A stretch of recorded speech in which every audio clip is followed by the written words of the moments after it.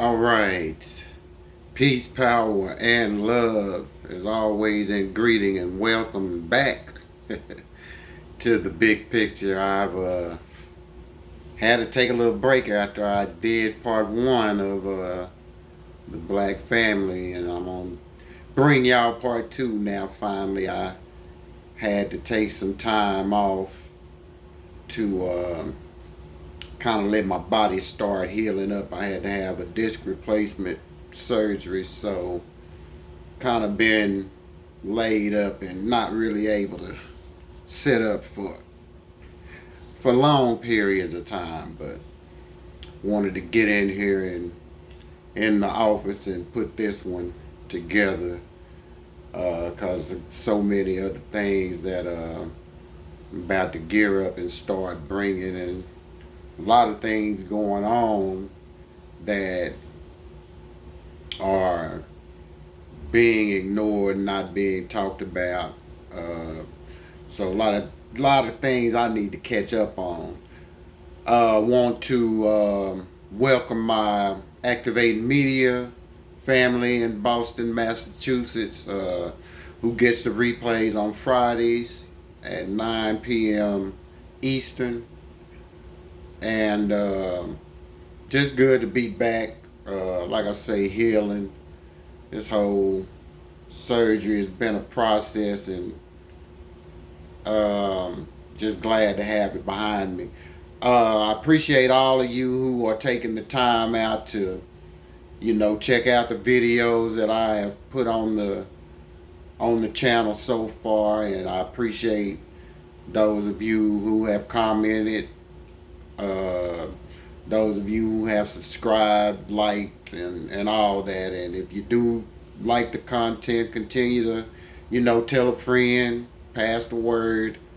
Uh, like I say, I'm just somebody who's concerned about us and want us to recognize this God particle that's in us. It's time that we recognize really who we are, uh, and start treating one another with the respect that we deserve. But like I say, just glad to be back, and hoping that y'all are enjoying the content. Like I say, I really didn't know when. I knew I was going to have this replacement surgery, but didn't know when. And actually happened right there the last week of July. Um, so I'm right at 4 weeks. Um, and everything's good. I've had my checkups and everything's looking good. Got to get some x-rays done, make sure everything on the inside still holding up, but feeling a lot better. Just ready to get over this pain of, the surgery. Um, I wanted to bring y'all part two of the Black family, uh, things that destroyed the Black family. Um, and you know, we all know the part that slavery played in the Black family being separated, sold off. I had found an article on NBC News. It was actually an article that was done last February. Um, how Black families torn apart during slavery worked to find one another again. And you can just imagine, though, being in that particular scenario, in that particular time period. A lot of Black families were torn apart, um, and some that were not even African, but had the dark brown skin, were also subjected to slavery and also subjected to ridicule and harsh treatment. Um, our families, unfortunately, were never recorded. And in this article that I was reading, it was speaking about the Freedmen's Bureau, which was a bureau that was put together after slavery to uh, help slaves reincorporate themselves. And also, one of their duties were to try to, help find family members of these slaves. And that was really a hard thing to do in bringing their families back together, because there were really no official records that were kept. Um, and then too, during that particular time period, my goodness, excuse me, how many um, of those slave owners were going to turn over paperwork, on where the slaves went? But you can just imagine, though, that being a very meticulous process, uh, being freed. I'm trying to find my wife, and you know, I can't find her. We had two kids, a boy and a girl, and we can't find them. And then in some cases, those families were never reunited again, you know, and that's, really something to think about. And you see things similar happening, as far as this separation thing goes today.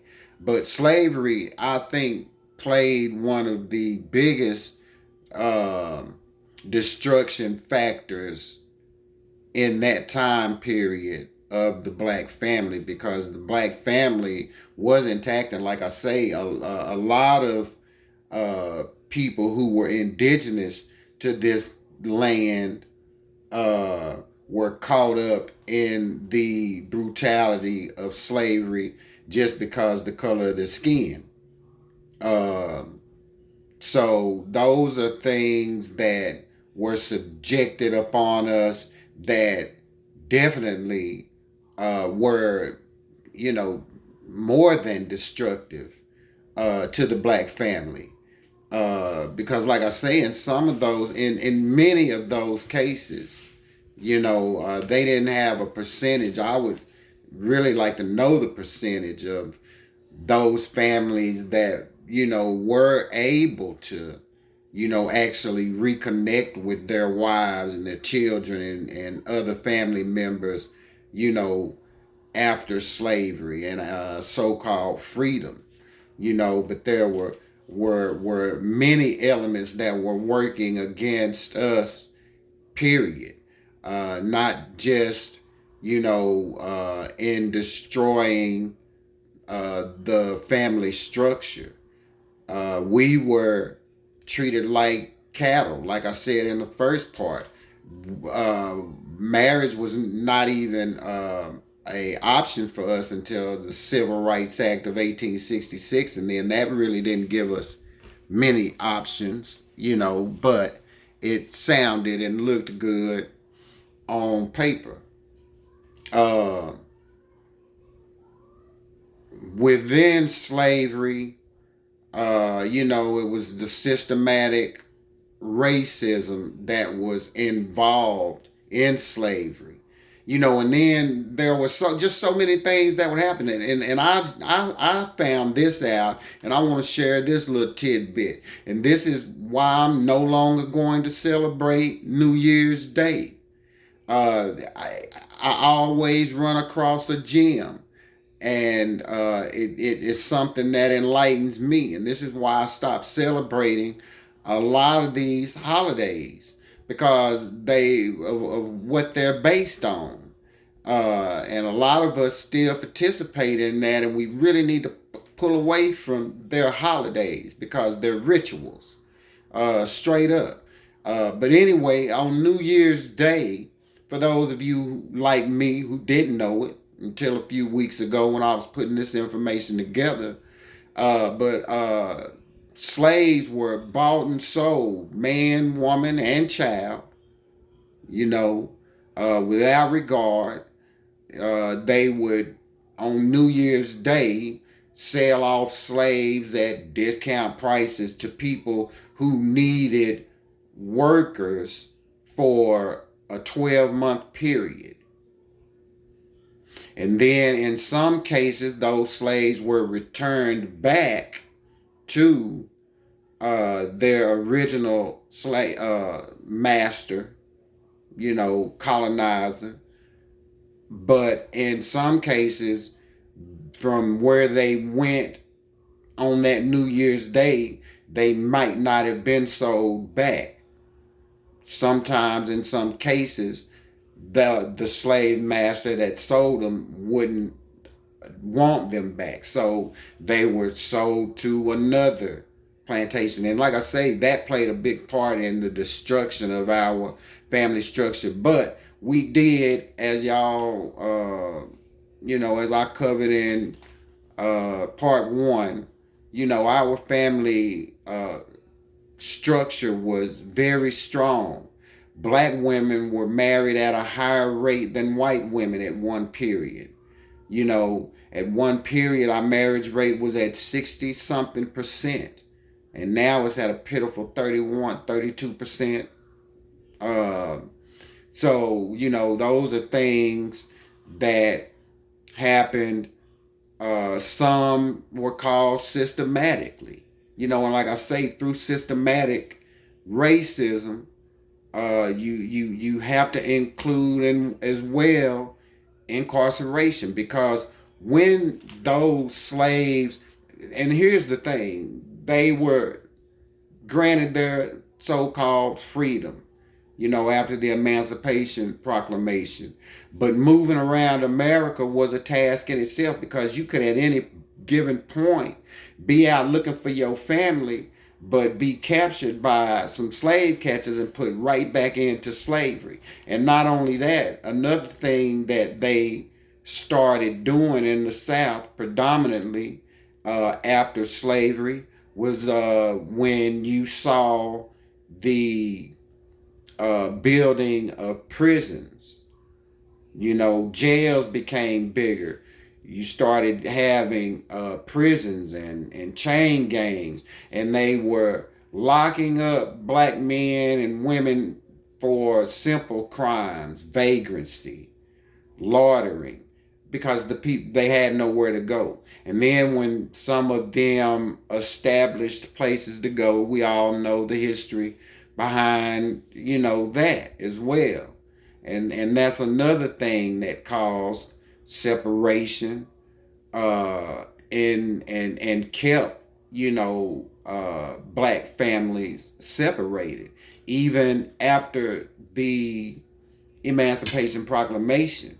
And like I say, the Freedmen's Bureau was a great idea, but there just wasn't enough information, concerning the buying and selling of slaves and where they went.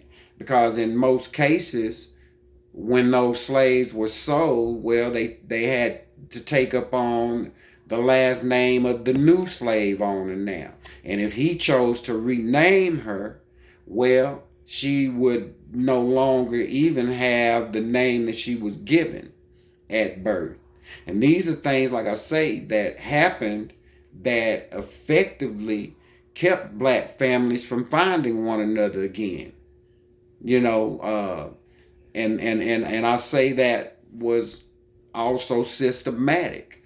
And incarceration, like I was speaking on, the building of prisons picked up after the ending of slavery, because they had to figure out a way to keep that free money flowing. So they were locking up, like I say, black people for little petty crimes, but once again able to get that free labor, which the 13th Amendment, I think, upholds. The only form of slavery now that exists is imprisonment. And that started way back then. And that, and you through the course of the ending of slavery, uh, the prison population grew tremendously, consisting of mainly blacks, young black men, not exempt. So these are things that kept children from finding their fathers and mothers, from fathers from finding their children, wives, sons, daughters, never being able to put their families back together again. Uh, um, and just the removal of the black man, because the focus was on the black male, to for the manual labor that was needed, the continued building of railroads, roads, towns, cities. Yeah, they needed that free labor that they were used to getting. So these are just things that they incorporated, systematically. And there was no legislature that was put together that really changed anything for our betterment, and to make it easier to locate loved ones. Like I say, a lot of times there would be so much distance involved and not enough information. uh, you would just have to give up. And that's sad when you think about that, because you have a whole family, and then all of a sudden, uh, they are no more. You don't know where your children went. You don't know where your husband went, your wife went. And those are things that were, detrimental, and also systematic. Like I say, and even to this day, we're still incarcerated at a higher rate according to our national percentage. The removal of the black man has always been the agenda since slavery. How they would take the black male and in front of his wife, children, the whole community, tie him down and buck break him. Take his pride, take his manhood, and make weaken him in the eyes of the community. These are things that were actually done. And these are things that they don't want to you know, cover. They don't want to look like who they truly were and who they truly are in history. Uh, but I don't want to get off track. Um, and as I covered in part one, during the 60s, uh, during the 50s, and prior to really basically all the way up to the 70s, the black marriage was strong. Divorce was really frowned upon within the black communities. They really took that vow to heart and honored that vow till death do them part, through good and bad, sickness and health. They honored that. I was speaking about in part one, like my great grandparents who were married for like 70 something years, I want to say. And that's a long time, to be with one person. So that uh, they had to put in the time, and had to be some ego taming, some pride swallowing, some changing and bending along the way. And then when you bring children into it, my granddad and his brothers and sisters, it's a whole new ball game. And especially, but back then the family unit was much stronger than it is today. And we've got to get back to that family unit. Family is what makes the community. Without family, you can't have a community. You can't maintain the community. Your community won't prosper without families. And we need to get back to our culture and how we did things prior to segregation. So, I mean, prior to integration. So, um, then what really was I had a video that I had watched the other day that really had a lot of information in it too on YouTube. Um, Here on YouTube, it talked about the no man in the house rule, and these were things that were put in place, really came into play during the late 60s, 70s, where they, uh, you know, would house the mother and her children, give them food stamps, give them Medicaid, and be the man of the house. But even if a woman had 3 or 4 children, uh, there could be no man in the house. If there was a man in the house, those benefits would be cut off. And if they had a man in the house, and even if the man was only making minimum wage, the woman would no longer be eligible for those benefits. And we all know that on minimum wage, you can't take care of a whole family, then and now. You know, uh, so they have always made things difficult for the black man, and they've always worked. They have never worked to keep another race, ethnicity of people apart, male and female, like they work to keep us apart.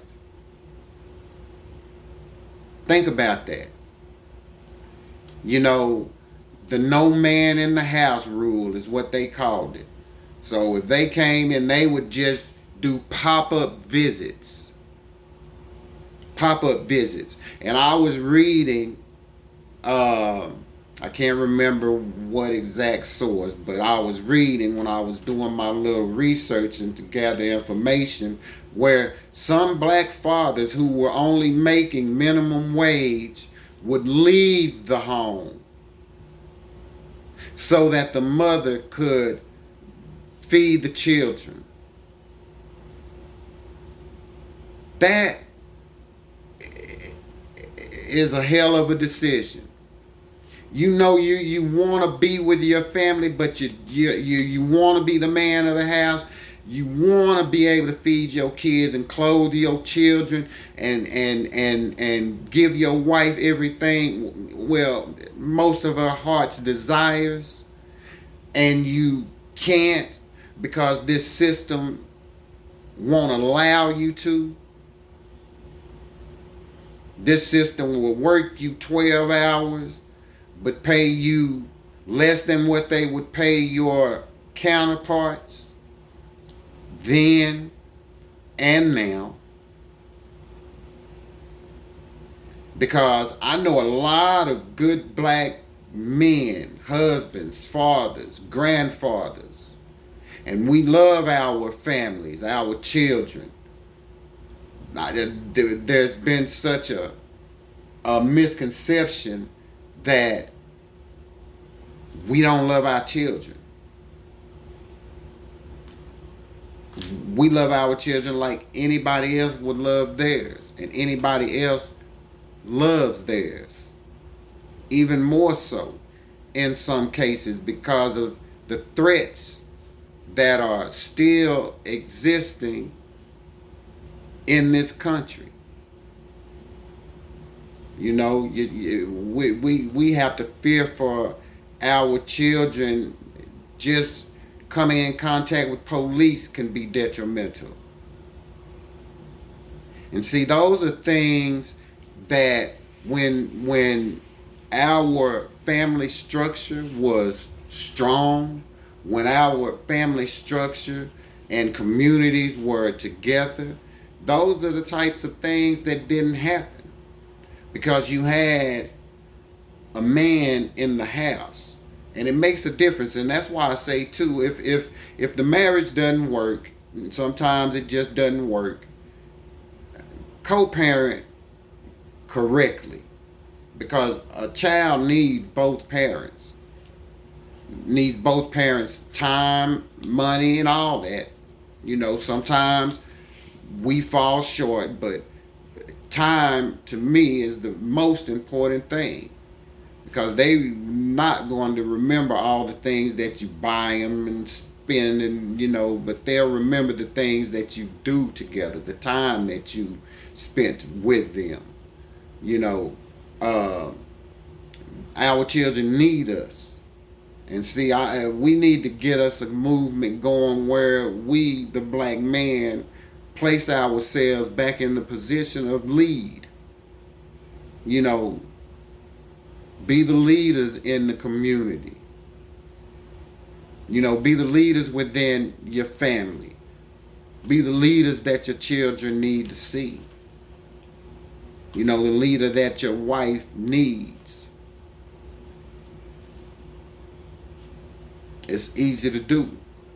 And we're good at that. Because don't nobody love harder than us. So when we loving you, we loving you. And that's black man and black woman. And they don't want that kind of power, that kind of love power coming together. No, they cannot have that. And they'll do everything in their power and have been doing it even to this day to keep the black man and the black woman apart. And those are just a few of the ways. Like I say, welfare, child support was another method that they used. Because hey, if the black man, we gonna tax the black man, and if he ain't got insurance on him, and if he ain't got, then they make the price of that so high. Then the black man is struggling because he can't feed himself, he can't pay his bills because they taking that money right out of his check. So then what's he gonna do when a dog get hungry enough? He gonna do what he got to do to eat. Nobody's going to starve to death. We're going to do what we have to do to survive. And there you have the criminal element that comes in, and then the higher incarceration rates of black men, which then totally removes the black man from the family structure. And these are just things that, like I say, we have to go through.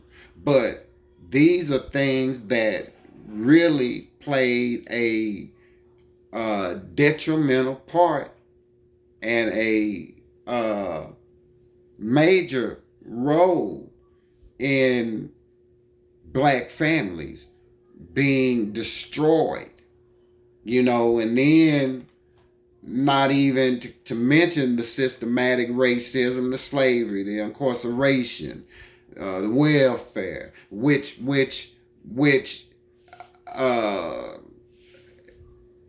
more white women benefit from than black women. I just want to put that out there because they and Brett Favre, because they want to put black women, always want to make black women the face of welfare. So let's just get the stats right on that as well. And like I say, these are things that are being done systematically. And that's why I say a lot of things that they do, we can counter by simply just doing us and becoming more involved in us. And loving your wife, your queen, like she should be loved. Your goddess, how she should be loved. And I say this all the time. When we start paying more attention to us, what's going on outside of us won't even matter, because it won't be affecting what we have going on. And that's the point that we've got to get to. And it's going to take all of us to get to that point. It's going to definitely take all of us to get to that point. No ifs, ands, and buts about it. And that's why I say it's important that we rebuild the black family.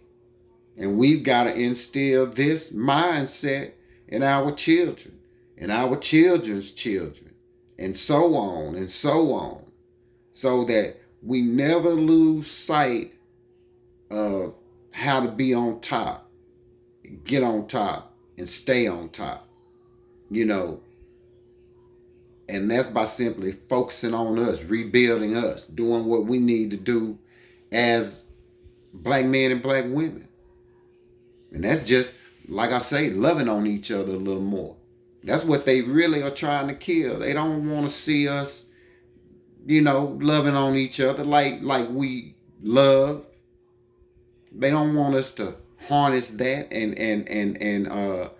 and focus that all on us, because they know what we are capable of. We just don't, And like I say, we've got to start picking up the black prince and doing things like our ancestors did, in the manner that our ancestors did, and resegregate ourselves. Yeah, I said it. I'm all for the gentrification. That'll make us stronger. It should. It better. Then we can have the things that we need within our communities, and stop having to look for outside sources for help, by simply helping one another. Another thing I think too that has kind of been, and this is just something from uh, how things are now in recent times, that's been detrimental to the black family, and that's just the whole entertainment spectrum. Music, social media, you got your DMs and all of that goes on, that plays. There's been, I looked it up and I didn't pull it back up tonight, but social media plays a big role in divorces, uh, and it's sad that we let such small things create such big problems. Because I can remember when we didn't have no internet and all this TikTok and Instagram and Snapchats and all the rest of them, we didn't have none of that. None of that. And we kept ourselves entertained, and we were more social then. We interacted more then. And that's really what we've got to get back to doing. We're more of a social people. We got to get back to interacting with one another again. That's how we rebuild the family. That's how we regain control of our children, by our ability to interact with one another. That's how we rebuild the black family, because there have been many obstacles set in front of us to destroy the black family, but we still remain here. We still here, and getting stronger than ever. I'm loving this shift that I'm feeling. And I guess you really have to be in tune to feel it, but I'm loving this shift that I'm feeling. And it's more to come. We've just gotta, like I say, unlearn and relearn. And do things. Stop being ashamed to do things for you, for us, for ours. We can't keep being shamed into feeling like what we're doing is wrong, because what we're doing and what we need to be doing is thinking survival 50 years from now. We've got to start putting 50-year plans together, 20-year plans together, 30-year plan. We've got to start doing that. Start start setting things out that we need, and then pulling together collectively to accomplish it. Because if we start working together as a family, collectively, a collective family, nothing, and I mean absolutely nothing, will stop the momentum. Nothing. Once we recognize and realize how important we are to one another, nothing's going to stop the momentum. And the momentum is already, it's already started. The shift has already started. And we need to lock on to that. We need to hang on to this and truly build from this. See, this is the time when we can take and make a whole lot of wrongs right. And not only that, we can start providing the things that we need for one another and stop begging people that ain't gonna give us shit. Stop begging and start doing it for one another. Start doing it for each other. We need each other. We all we got. We all we need. Point blank. We family. That's what I want us to start understanding. We are one collective family because we are all under the same umbrella of oppression. We all suffer from it every day. You know, there's not a day in America that's not stressful for a black man, woman, and now our children even. Children can't even go to school to learn because school shootings happening. School shootings in just the first few days of school in so many places, bomb threats. And then there was a shooting at one school. One kid got caught with a gun at school. So it's a family. See, when families was doing what they were supposed to do, we didn't have all these problems with our children. Taking guns to school. If my mama had, I wouldn't even be here today if I had took a gun to school. Yeah, because my mama would have told my bad ass, yeah, I wouldn't even be here. Because, you know, we lived in that day when they say, I brought you in here, I'll take you out. And a lot of them meant that. You know, we need to get back to that. We got to reclaim our manhood. We have got to reclaim our families, our women, our children. We have got to protect our women, our children. It's our job. No, that's our purpose.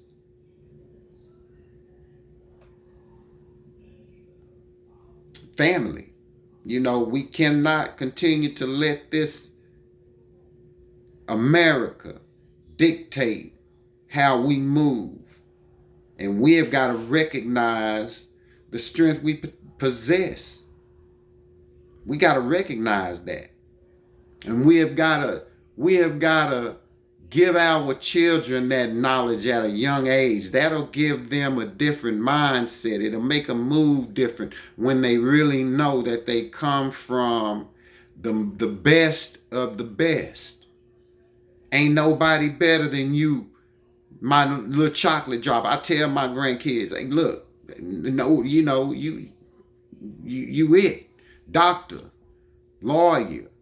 You gotta give them that mindset.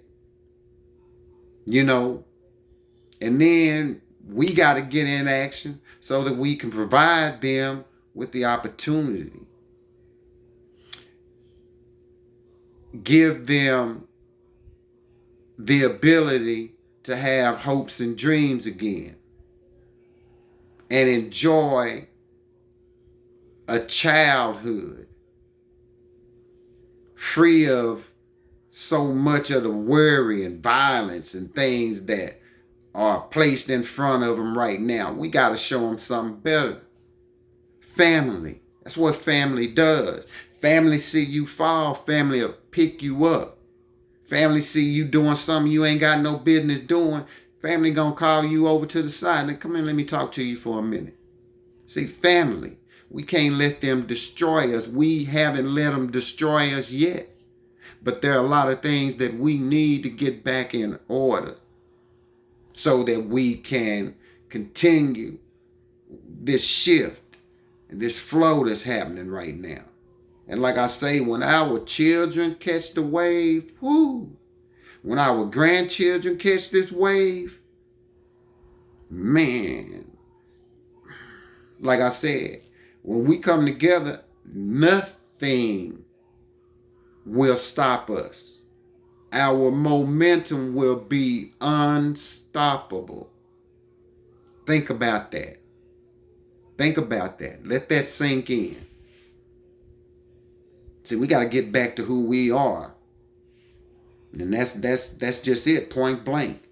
We got to appreciate the black woman. The black man needs the black woman needs to appreciate the black man. The black man needs to appreciate the offsprings, the children, just as much as the mother. Black men, we need to get all the way active in our children's lives. And some of the children that hang around your children that ain't got fathers, be that. Be that figure that he needs to see. Be that example so that he will at least have seen what a good father looks like. And it may not be his, but he saw it. And that's what our children need to see. Even if it's not their father, they need to see black fathers active. Black fathers not unwilling to even dedicate a little bit of time to some of your sons and daughters' friends and give them a little wisdom that they may not be getting at home. That's what family do. See, if I can't talk to my mom, I can go talk to my uncle or my big cousin or my aunt. That's what family do. And we got to get back to that. We definitely have got to get back to that. We've been through enough, and we've let enough things destroy us. We cannot continue to be a part of our own destruction. We can't, and we're doing it.